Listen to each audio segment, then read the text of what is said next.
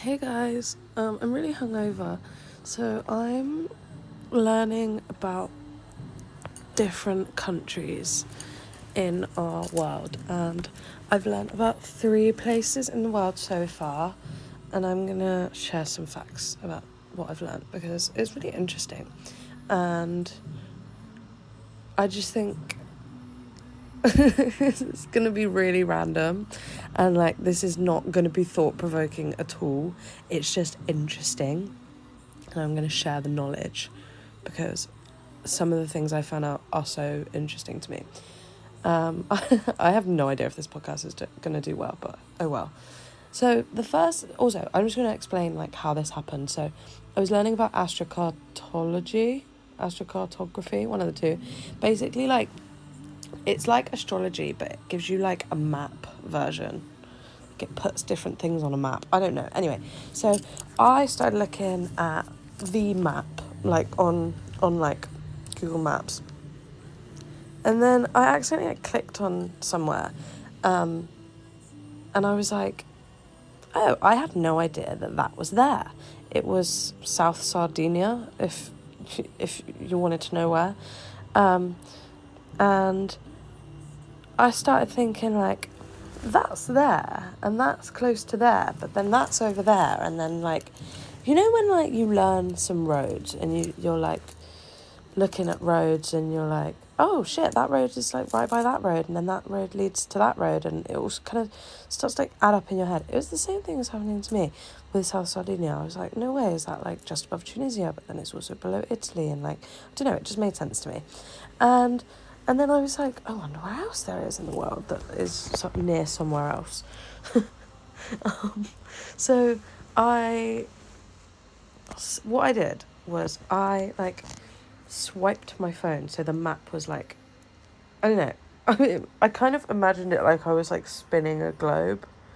Imagine spinning a globe and then just putting your finger on the globe. Sorry, I'm really tired. And so I did that, and then also still don't have a microphone, so don't know what the quality is going to be like. Apologies. So I did that, and I landed on this place. I can't pronounce it. Something Islands in kind of take Madagascar and Antarctica.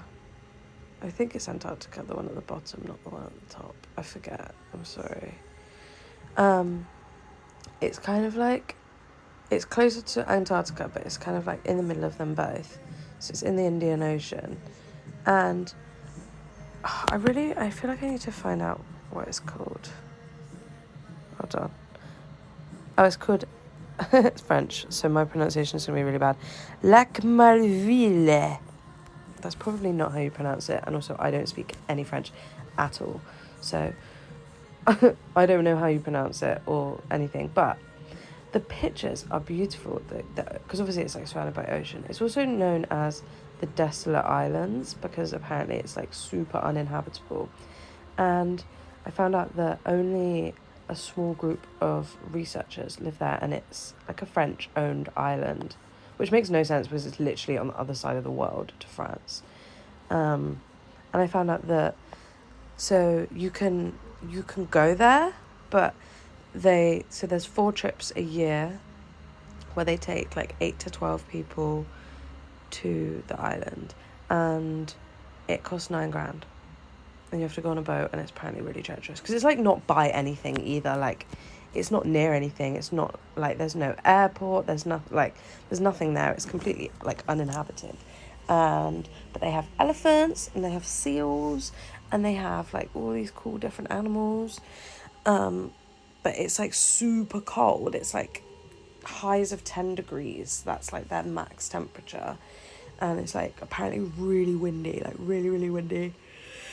And I don't know, I just thought that was cool. I don't know, something about places that aren't uninhabited by humans are so interesting to me, because I just think yeah, you stay that way. I don't know, I love humans, but I hate what we've done with the earth. And it's just nice to see that there's humans there, but they're testing for things. I don't know what they're doing, but yeah, and the fact that it's $9,000 to go to this place, it's like, you're not going to go unless you're super, super duper rich. Because I don't have $9,000 lying around. And it's $9,000, I think, from the closest place. So you'd have to get to, like, either Madagascar or Antarctica first, which would... Well, I guess if you were based in either of those places anyway, I guess it would be doable. But for us in the UK... I say the UK, most of my listeners are from America, so don't know about that. Apparently, guys, for anyone listening who's from my area, I'm popping off in Chicago right now. For what reason, I actually have no idea, but hello to Chicago. But yeah, I don't know. I thought that was really interesting because, like, you can't get there.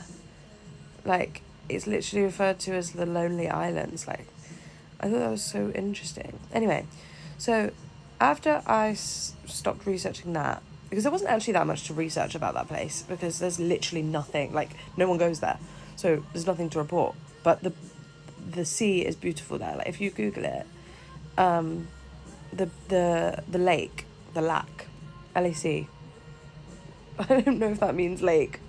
I'm just pretending it does. Maybe it doesn't. It's so pretty. So it's amazing. But okay, after I did that, I did it again. I did the swipey thing again, and I landed on Lake Superior in, like, the border of Canada and America, and I didn't know how important this lake was. Like, this is an important lake. I don't know, like, I don't really know much about, like, open water lakes or something. Apparently they're kind of a big deal. But this lake holds 10% of Earth's fresh water in this one lake. It's also the biggest lake in the world. And it's, like, I guess because it's bordering two countries. Like, it's huge. It's absolutely huge. I don't know how big, but it's like, fucking big, okay? And it's, like, so big that from one side of the lake to the other side of the lake, the sun sets, like, half an hour later because of how far, like, apart it is.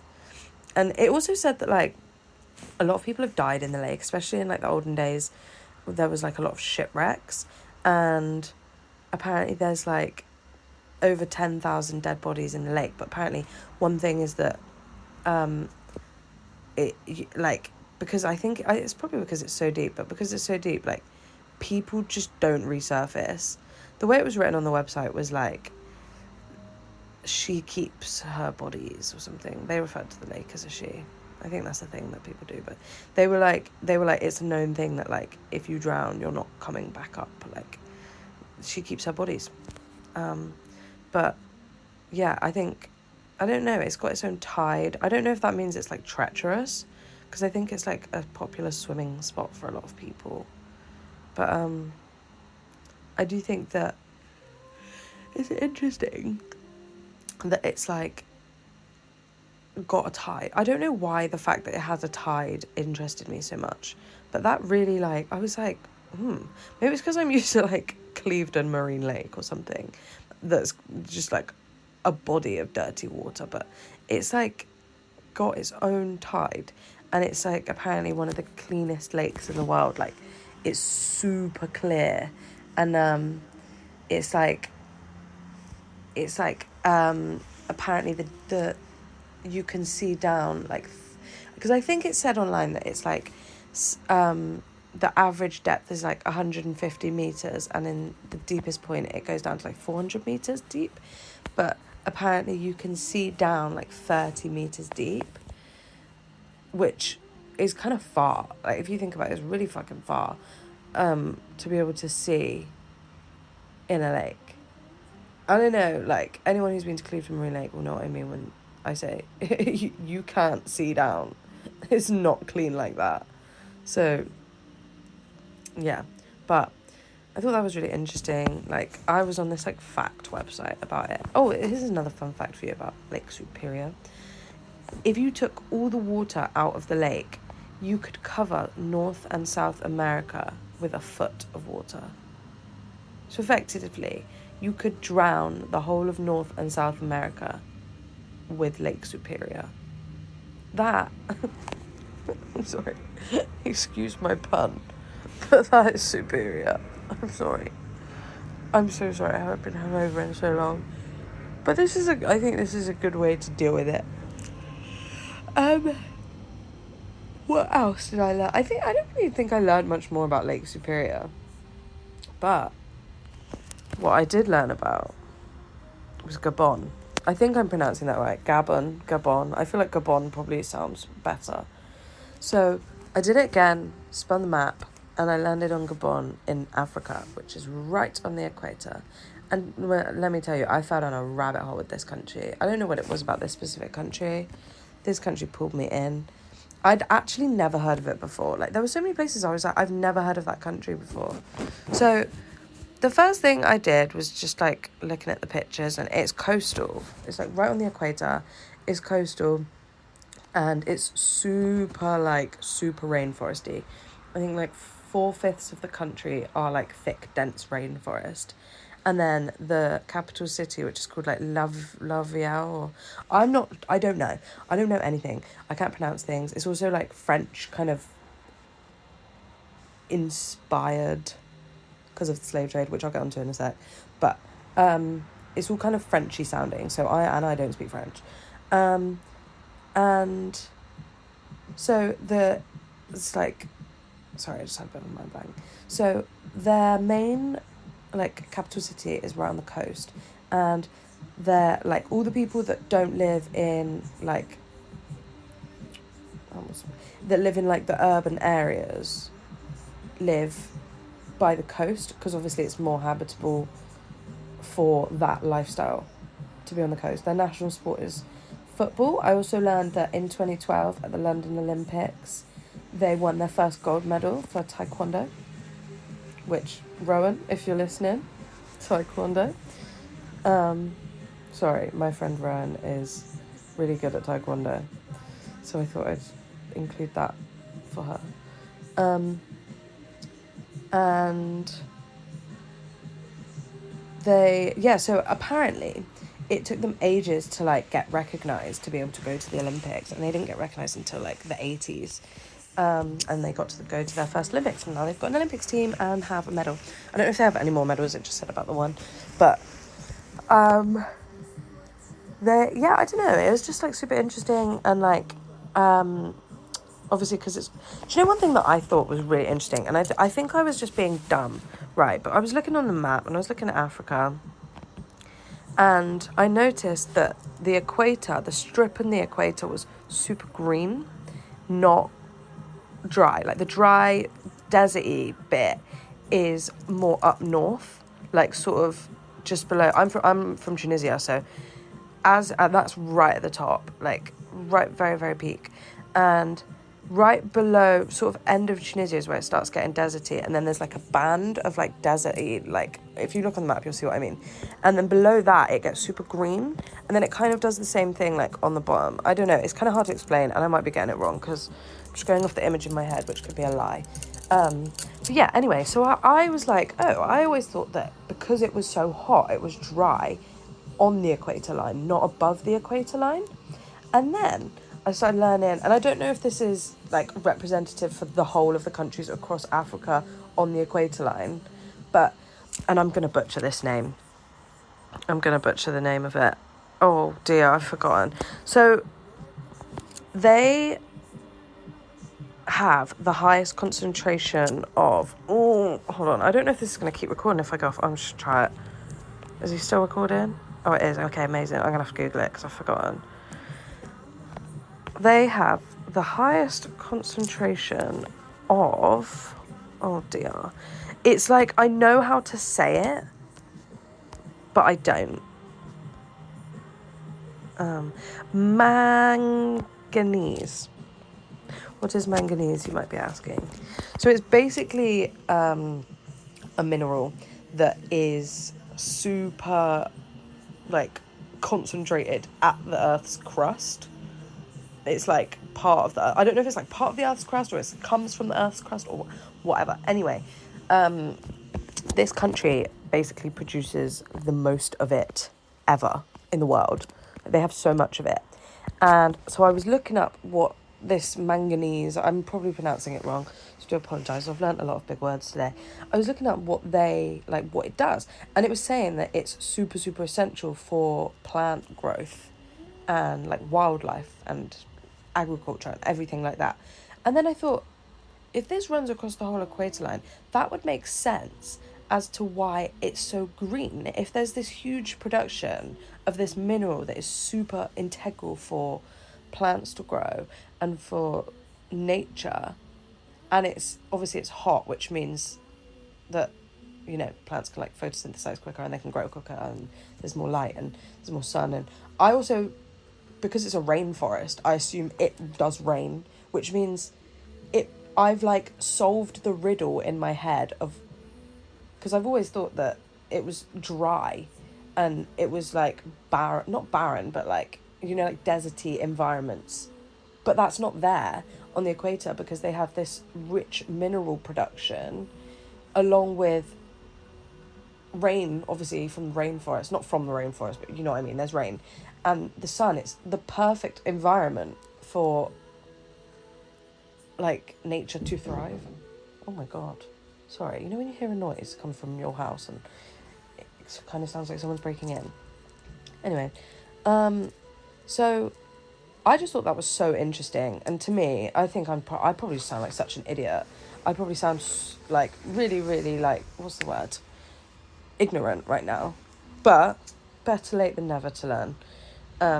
And yeah, so I've taught myself all about that and the fact that this huge mineral production, because I always remember, like, I feel like there's this weird stereotype that like Africa's poor, and I feel like what a lot of people don't quite clock is that Africa is like the richest country in the world in terms of minerals and like what the earth has given us, like gold and whatever, like all of these things, they come from there. Oil, whatever. I don't actually know if oil comes from Africa, I could be wrong, but I just know that Africa has a lot of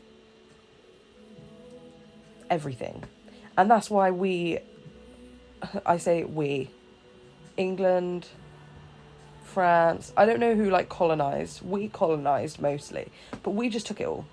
So that's why they're like suffering. I don't know if they're suffering as bad now, but that's why we have this perception, because we basically robbed them all and we're like, you can deal with that now, you can suffer for that, and like you can be whatever. Like, I don't know, I feel like we also see different ways of living as not right, or it doesn't mean you're like living the best life if you're not like capitalized. If you're not living in a capitalist society, you're not living properly, is kind of how, it's like a Eurocentric view. But I do feel like that narrative of Africa being poor is like super wrong. And also the fact of any poverty in Africa, low-key, is largely our fault. Just wanted to point that one out there, especially because like researching about this mineral that I'm not going to pronounce again because I'm going to butcher it, like it just made so much sense to me because, well, of what I've just explained. But anyway, I just thought that was super duper interesting. Anyway, and then I started learning about the tribes, and there's loads of tribes, and apparently they've got like 10 different languages, and half of the languages aren't even written. Like they don't have like a way to write it, they just speak it. And so I started learning about like the main tribe, which is called Fang, like fang in your teeth, fang. And I thought that was such a hard name for a tribe. And they kind of spread all the way through the rainforest, but up into like Cameroon as well, because I think that's a bordering country. It must be, but I don't know. I didn't look into Cameroon too much. But yeah, they live in like rainforest clearings, and they live like tribal life.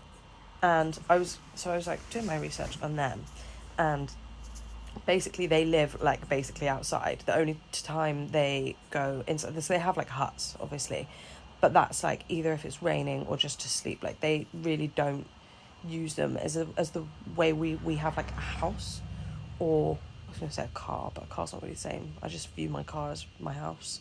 But they don't have inside spaces. I don't know if it's to do with the heat or what, but they, like, do everything outside. And they just use them to sleep, which I thought was really interesting. And I don't know, the thing about the languages was super interesting to me, like the fact that their languages aren't written, they just speak it. But like there was all these different dialects. Obviously there's different tribes, but this is the biggest tribe, and I think the dialect of this tribe changes. It's like kind of like accents, but it's like, I think it's different to that. I don't know, I'm not a speech therapist. But I also read that I think someone like tried to colonize them or something, like maybe to do with the slave trade. Like it was saying a bit about the slave trade and how back in like 1800s, obviously because of where they are, they were sort of in that slave trade triangle. And it said that they have like this super fierce reputation and are like known for cannibalism, and they use cannibalism as a way to like deter people, because you're not going to want to go there, are you, if you think you're going to be eaten. And I thought that was really cool of them, because one, like, leave them the fuck alone. So you know when people go to like tribes and they're like trying to like take videos, and it's like, just leave them alone. Like they've been chilling, they're gonna stay chilling, we're the ones that aren't chilling, you know. Anyway, so I don't know, regardless of whether or not they actually did used to eat people or whatever their history was with their fighting, it just said that they were like super cool warriors. I feel like I should like link my references, but I don't have them anymore, so sorry about that. But yeah, it just said they were like fierce warriors with like a known reputation, and it's helped them get to like the size they are now, because they're the biggest tribe. I think it said they make up 30% of the country's population. But that's it. That's all I've learned so far. I might learn some more, or I'm going to carry on watching Harry Potter. I don't know. We'll see. Happy Sunday. Love you guys. Bye.